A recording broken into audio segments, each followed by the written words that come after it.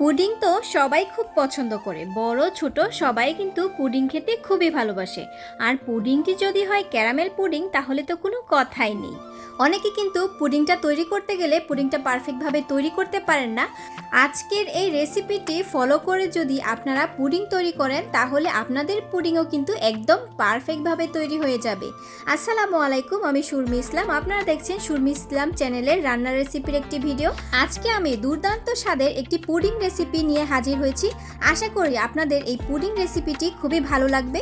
যদি ভালো লেগে থাকে তাহলে কিন্তু লাইক সাবস্ক্রাইব করে যেতে ভুলবেন না।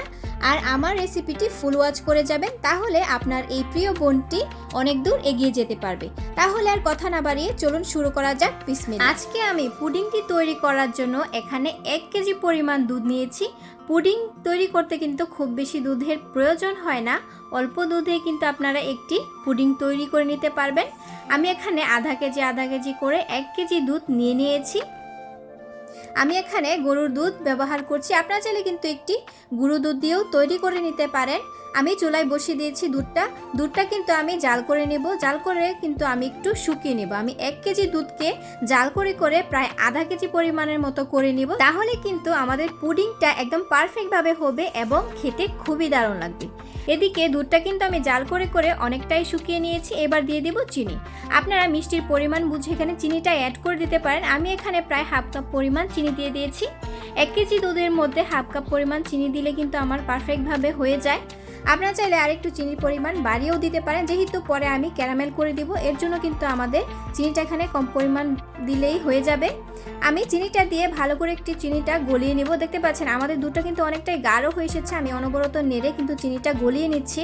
দুধটা এদিকে আমাদের জাল করা হয়ে এসেছে। আমি এবার দুধটা চুলা থেকে নামিয়ে ঠান্ডা করে নেব। এদিকে আমি ক্যারামেল করার জন্য আমি যেই বাটিতে ক্যারামেলটা তৈরি করব আমি ওই বাটিতেই চিনি দিয়ে দিয়েছি। চিনি দিয়ে কিন্তু আমি ক্যারামেলটা করে নিচ্ছি। এখানে চিনিটা দিয়ে কিন্তু চুলার আঁচটা কমিয়ে দিবেন, তারপর কিন্তু ক্যারামেলটা খুবই পারফেক্টভাবে হয়ে যাবে। দেখতে পাচ্ছেন আমাদের চিনির ক্যারামেলটা কিন্তু প্রায় তৈরি হয়ে গেছে। এবার কিন্তু আমি চুলা থেকে নামিয়ে নেব।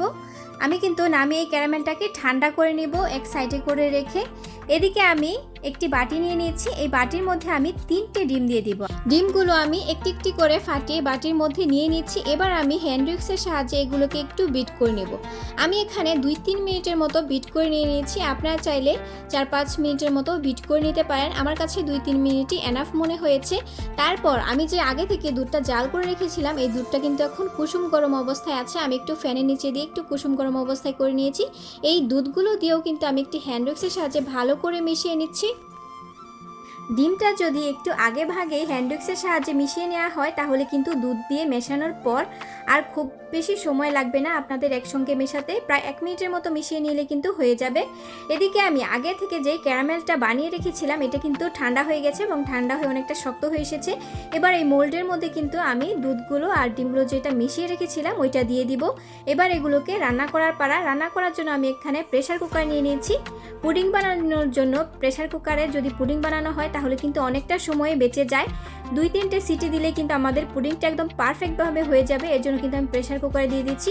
প্রেসার কুকারের নিচে একটি স্ট্যান্ড বসিয়ে তাতে আমি পানি বসিয়ে রেখেছিলাম। তারপর আমি যেই পুডিংয়ের মোল্ডটা আমি এটি কিন্তু দিয়ে দিয়েছি ভেতরে। এবার কিন্তু আমি এর উপর একটি ঢাকনা লাগিয়ে দেব। এই মোল্ডের উপর একটু ঢাকনা লাগিয়ে দিলে কিন্তু এই পুডিংয়ের মধ্যে পানিটা উঠবে না। যদি ঢাকনা লাগিয়ে না দেন তাহলে কিন্তু পুডিংয়ের মধ্যে পানি ঢুকে যাবে এবং আপনাদের পুডিংটি পারফেক্টভাবে হবে না। তাই অতি অবশ্যই মনে করে এই ঢাকনাটি আপনারা দিয়ে দিবেন। ঢাকনাটি দেওয়ার পর কিন্তু আমি প্রেসার কুকারের ঢাকনাটা ভালো করে লাগিয়ে নিব। আমি এখানে প্রায় 10 মিনিটের মতো কিন্তু চুলার হাই হিটে এটিকে কুক করে নিব। প্রেসার কুকারে দিলে কিন্তু খুব বেশি সময় লাগে না। দেখতে পাচ্ছেন আমাদের 10 মিনিটে কিন্তু পুডিংটা তৈরি হয়ে গেছে। এবার কিন্তু আমি নর্মাল ফ্রিজে রেখে ঠান্ডা করে নিয়েছি। পুডিং কিন্তু ঠান্ডাই বেশ মজা লাগে, এর জন্য কিন্তু আমি ফ্রিজে রেখে ঠান্ডা করে রেখেছিলাম। আমি কিন্তু পুডিংটা রাতে তৈরি করেছি, রাতে তৈরি করে রাতে ফ্রিজে রেখে দিয়েছিলাম। এখন কিন্তু খুব পারফেক্টভাবে পুডিংটা সেট হয়ে গেছে এবং এটিকে আমি উল্টে নিব। আমি একটি নাইফের সাহায্যে সাইড দিয়ে একটু কেটে নিয়েছিলাম যেন পুডিংটা ডিমোল্ড করতে সুবিধা হয়। দেখতে পাচ্ছেন আমি মোল্ডটা উল্টিয়ে নিলেই কিন্তু আমাদের পুডিংটা একদম বেরিয়ে এসেছে। দেখতে পাচ্ছেন দেখতে কিন্তু খুবই লোভনীয় লাগছে পুডিংটা, খেতে তো খুবই অসাধারণ। এই ক্যারামেল পুডিংটা তো আমার খুবই পছন্দ, বাচ্চাদের কথা নাই বললাম, বড়রাও কিন্তু এরকম পুডিং খুবই পছন্দ করে। আমার ঘরে সবাই কিন্তু এই পুডিংটা খেতে খুবই ভালোবাসে, এর জন্য কিন্তু আমি প্রায় এই পুডিংটা তৈরি করি। পুডিংটা আপনাদেরকে কেটে দেখিয়ে দিচ্ছি যে ভেতরটাতে কতটা পারফেক্ট হয়েছে। দেখতে পাচ্ছেন অসম্ভব দারুণভাবে কিন্তু আমাদের পুডিংটা হয়ে গেছে। এবার খাওয়ার পালা। আমি কিন্তু একটি স্লাইস নিয়ে নিয়েছি, আপনাদেরকে দেখিয়ে আজকে খাবো, কিছু মনে করবেন না প্লিজ। দেখতে পাচ্ছেন পুডিংটা কিন্তু খুবই জেলি টাইপের হয়েছে। এভাবে চামচ দিয়ে নাড়া দিলে কিন্তু জেলির মতন লাগছে আমার কাছে। আমি কিন্তু চামচ দিয়ে নিয়ে খেয়ে নিচ্ছি, প্লিজ আপনারা কেউ কিছু মনে করবেন না। আমাদের আজকের এই পুডিং রেসিপিটি আপনাদের কাছে কেমন লেগেছে? যদি ভালো লেগে থাকে তাহলে লাইক, কমেন্ট, সাবস্ক্রাইব করতে ভুলবেন না। দেখা হবে অন্য কোনো দিন অন্য আরেকটি নতুন রেসিপি নিয়ে। আমি বিদায় নিচ্ছি, সুরমি ইসলাম। আসসালামু আলাইকুম, আল্লাহ হাফেজ।